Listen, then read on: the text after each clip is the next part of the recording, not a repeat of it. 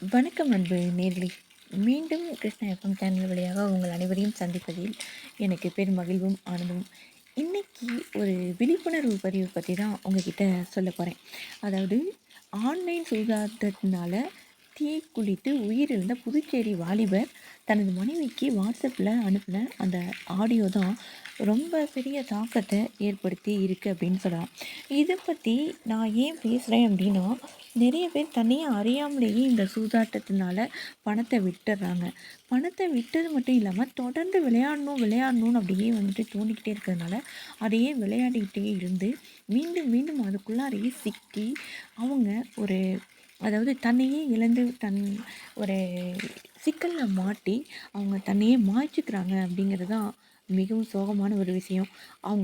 அவர் என்ன பதிவு பண்ணியிருக்காரு அப்படின்னா, அந்த புதுச்சேரி வாலிபர் தனது மனைவிக்கு வாட்ஸ்அப்பில் சொன்ன ஒரு விஷயத்தை தான் உங்ககிட்ட அப்படியே சொல்ல போகிறேன். அதாவது அவங்க மனைவிக்கு இப்படி ஒரு குரல் பதிவை கொடுத்துருக்காரு வாட்ஸ்அப்பில்.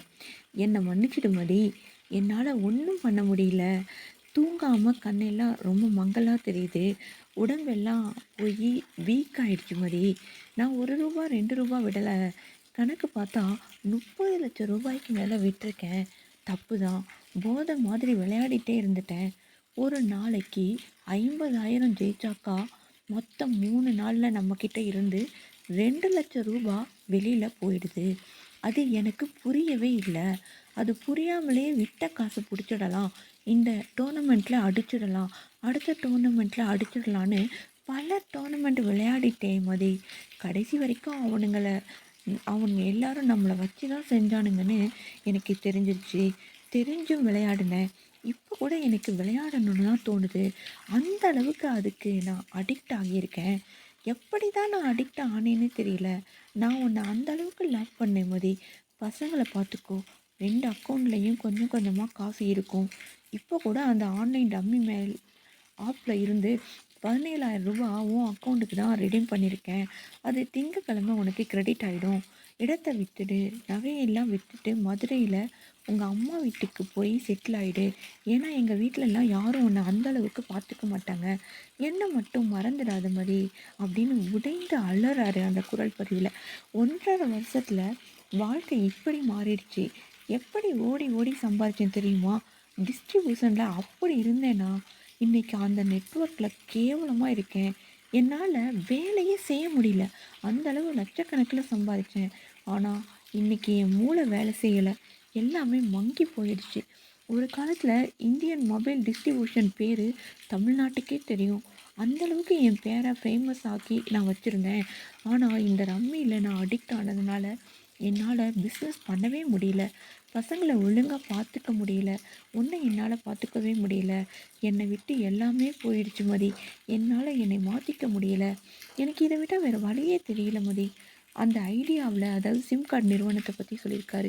2,00,000 ரூபாய்க்கு மேலே இருக்குது, அக்கௌண்ட்டில் கொஞ்சம் கேஷ் இருக்குது, அது இல்லாமல் வீட்டில் அந்த மஞ்சள் பையில் கொஞ்சம் கேஷ் இருக்குது, பசங்களை பார்த்துக்க மதி, இன்சூரன்ஸ் பாரதியார் பேங்க்கெல்லாம் க்ளோஸ் பண்ணிவிடு, ரூபா 2 ரூபாயாக இருந்தாலும் எல்லாத்தையும் சுருட்டி ஒரே அமௌண்ட்டாக ஆக்கி எடுத்துகிட்டு உங்கள் ஊருக்கு போய் 5,00,000 ரூபாய் இருந்தாலும் அதை பேங்கில் போட்டு அதில் வர வட்டியை வாங்கி பசங்களை பார்த்துக்க, பசங்களில் என்ன மாதிரி வாழ விடாத மாதிரி, நீ ஏதாவது பண்ணணும்னு நினச்சேன்னா இந்த ஆன்லைனில் நடக்கிற விஷயத்தை எல்லாம் தடுக்கிறதுக்கு யார்கிட்டையாவது சொல்லு, ஃபேஸ்புக்கு வாட்ஸ்அப்பு எதுலையாவது போட்டு என் வாழ்க்கை அழிஞ்சு போச்சு, என் புருஷன் செத்துட்டான்னு போட்டு ஆன்லைனில் நடக்கிற எல்லா கேம்களையும் ஆஃப் பண்ணி விட்டுடு, அது எனக்கு மன திருப்தியாக அளிக்கும், இன்றைக்கி நான் சாகிறதுக்கு முழு காரணமும் அதான், என்னை போல் பல பேர் அதில் மாட்டிக்கிட்டு இருக்கான், விளையாடிட்டே இருக்கானுங்க, என்ன முடிவில் விளையாடுறானுங்கன்னே தெரியல, முடிஞ்ச அளவுக்கு அந்த கம்பெனியெல்லாம் இழுத்து மூடிடுமதி, எனக்கு தெய்வம் நீ,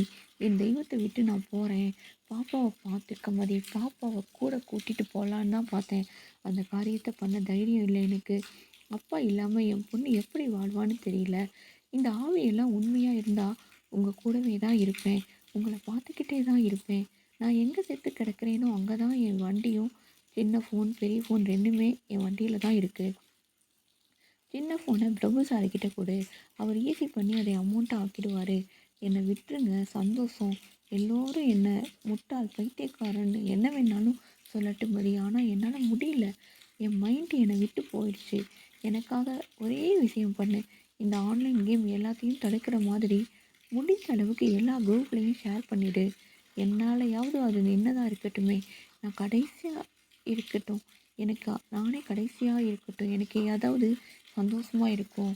நான் எவ்வளோ அமௌண்ட் விட்டேன்னு நீ தெரிஞ்சுக்க ஆசைப்பட்டேன்னா, என் ஆந்திரா பேங்க் அக்கௌண்ட்டையும் உன் இந்தியன் பேங்க் அக்கௌண்ட்டையும் எடுத்து நீ செக் பண்ணால் உனக்கு புரியும். வெளியே சொல்ல முடியாத அளவுக்கு அமௌண்ட் அது. அதையெல்லாம் என்னால் சம்பாதிக்கவே முடியாது. ஆனால் சம்பாரித்து விட்டுட்டேன். பச்சையப்பன் கிட்ட பத்திரம் மாட்டிகிட்டு இருக்கு. அதை மீட்டு விற்று கடனை அடைச்சிடு. நீ உன் அம்மா கூட பேச ஆரம்பிச்சிட்டா மாறிடுவேன்னு எனக்கு நம்பிக்கை இருக்குது. நீ வாழு, பசங்களை பார்த்துக்க. ஐ லவ் யூ மதி அப்படின்னு அந்த குரல் பதிவில் சொல்லியிருக்காரு. ஆமாம், ஆன்லைன் சூதாட்டத்தினால தீக்குளித்து உயிரிழந்த புதுச்சேரி வாலிபர் தனது மனைவிக்கு வாட்ஸ்அப்பில் அனுப்பிய குரல் பதிவை தான் உங்ககிட்ட நான் பகிர்ந்துக்கிட்டேன். ஏன் இப்படி விளையாடுறீங்க? ஆன்லைன் கேமில் சம்பாதிக்கணும் அப்படின்னு தயவு செய்து நினைக்காதீங்க. உங்கள் மொபைல் உங்களுடைய அலைபேசியில் கேம் ஏதாவது இருக்குது அப்படின்னா தயவுசெய்து அந்த கேம் எல்லாத்தையும் டெலீட் பண்ணிவிடுங்க. அது உங்களுடைய வாழ்க்கைக்கு ஒரு மோசமான அழிவுக்கான ஒரு விதையை தான் போட்டுட்டு செல்லும் அப்படின்னு நான் இங்கே உங்ககிட்ட சொல்லிக்கிறேன். ஆமாம், தயவுசெய்து இந்த மாதிரியான தப்பை பண்ணிடாதீங்க. ஏன்னா உங்களை நம்பி நிறைய பேர் இருப்பாங்க உங்கள் குடும்பத்தில் இல்லையா? அவங்கள நீங்கள் பார்த்துக்கணும். நீங்கள் தானே பார்த்துக்கணும். வேறு யாரும் பார்த்துக்க முடியாது இல்லையா? தயவுசெய்து ஆன்லைனில் விளையாடாதீங்க அப்படிங்கிறதான் நான் இந்த பதிவை அந்த குரலை வந்துட்டு அவருடைய ஒரு விழிப்புணர்வு குரலை எப்படியாவது எடுத்துகிட்டு போகணும்னு அவர் சொன்னார் இல்லையா? அதனால தான் அந்த புதுச்சேரி வாலிபருக்காக தான் பல பேருக்கு ஒரு விழிப்புணர்வாக பதிவாக இருக்கட்டுங்கிறதுக்காக தான் இதை நான் வாசித்தேன். தயவுசெய்து விளையாடாதீங்க. ஆன்லைன் கேம் ஏதாவது இருந்தது அப்படின்னா தயவுசெய்து அதை உங்களுடைய அலைபேசியிலேருந்து நீக்கிடுங்க. விளையாடாதீங்க, விளையாடாதீங்க. தயவுசெய்து நிறுத்துங்க அப்படிங்கிறத நான் இந்த பதிவு மூலமாக நான் கேட்டுக்கிறேன். நன்றி நேயர்களே.